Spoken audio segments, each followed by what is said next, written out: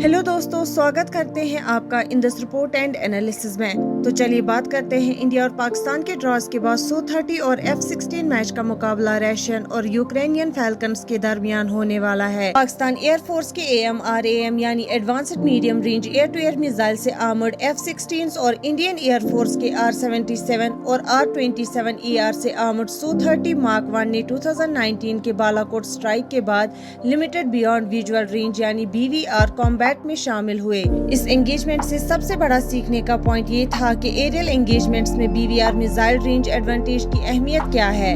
Russia के Su-35 और US के F-16 ने सीरिया में नजदीकी एनकाउंटर्स किए हैं, जिसमें एक रिपोर्ट के मुताबिक एक US F-16 एयरक्राफ्ट को अनसेफ और अनप्रोफेशनल तरीके से इंटरसेप्ट किया गया था। US सेंट्रल कमांड ने सीरिया के ऊपर एग्रेसिव रशियन मिलिट्री फ्लाइट्स में सिग्निफिकेंट स्पाइक रिपोर्ट किया है, जिसमें अमेरिकन एयरक्राफ्ट और fully armoured Russian Su-35 flanker S के बीच के इंटरेक्शंस के वीडियोस भी शामिल हैं। जब यूक्रेन F-16 को इंडक्ट करेगा तब वो रशियंस को इस टेबल के एयर फोर्सेस जैसे कि Su-27, Su-30 और Su-35 के साथ एयर एंगेजमेंट्स में मुकाबला करेगा। द F-16 फाइटिंग फैल्कन एक American single engine supersonic multi role fighter aircraft है जो यूनाइटेड स्टेट्स एयर फोर्स यानी USAF के लिए डेवलप किया गया है।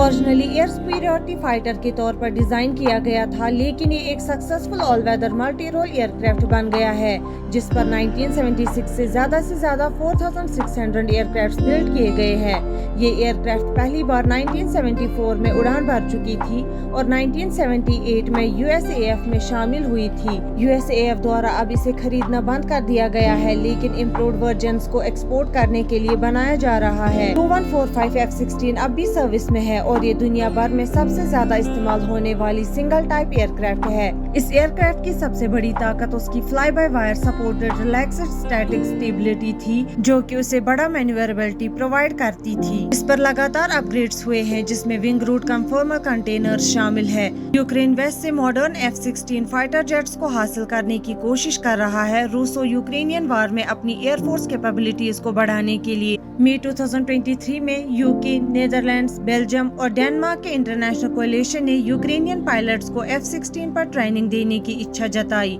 डेनमार्क ने अपनी एयरक्राफ्ट्स को ट्रेनिंग के लिए ऑफर किया, जबकि रोमानिया ने फ्यूचर ट्रेनिंग सेंटर को होस्ट करने का ऑफर किया। यूक्रेनियन पायलट्स ने डेनमार्क और US में ट्रेनिंग शुरू की और 17 अगस्त 2023 को US ने नीदरलैंड्स और डेनमार्क से यूक्रेन को F-16 ट्रांसफर करने की मंजूरी दी। ट्रेनिंग कंप्लीट होने के बाद इन दोनों देशों ने यूक्रेन को 61 F-16 AMBM block 15 MLU fighters donate करने का फैसला किया है और ये वार प्लेन्स को लेट समर 2024 तक यूक्रेनियन स्काइज में दिखाने की उम्मीद है। Su-30 मार्क 1 एक 2-सीटर twin jet multi role air superiority fighter है जो रशिया के सुखोई द्वारा डेवलप किया गया है और IAF के लिए इंडिया के हिंदुस्तान एरोनॉटिक्स लिमिटेड यानी HAL द्वारा लाइसेंस के तहत बनाया गया है। इसकी मजबूत air frame, high all access manoeuvrability और कोबरा मैन्यूवर की वजह से इसको एडमायर किया जाता है। Su-30 बड़ा है और रेडार और विजुअल कॉम्बैट में पहले दिखाई देता है, लेकिन high angle of attack manoeuvring और वेपन पॉइंटिंग में इसका स्कोर ज्यादा होता है। टॉय फाइटर में ज्यादा थ्रस्ट है जो लंबे समय तक ज्यादा एनर्जी सस्टेन कर सकता है और लॉन्गर कॉम्बैट में ज्यादा एंडोर कर सकता है। यूक्रेन को दिए जा रहे F-16 में एडवांस्ड रेडार और इलेक्ट्रॉनिक प्रोटेक्शन सूट टेक्नोलॉजी की कमी है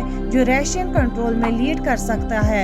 इसराइली F-16 Su-30 को बेहतर पायलट ट्रेनिंग, ग्रुप टैक्टिक्स और कंटिन्यूअस वार एक्सपोजर की वजह से भी आउट परफॉर्म कर सकते हैं। Digital combat simulation fighter combat में जीतने वाले को तय करने में मदद कर सकता है, जहां F-16 को हाई स्पीड फाइट्स में शामिल होना होगा और ये उसके लिए एडवांटेज प्रोवाइड करेगा कि वो छोटे और मुश्किल टारगेट्स हैं। हमारे साथ बने रहने के लिए शुक्रिया। मिलते हैं अगली वीडियो में, तब तक के लिए अपना ख्याल रखिएगा।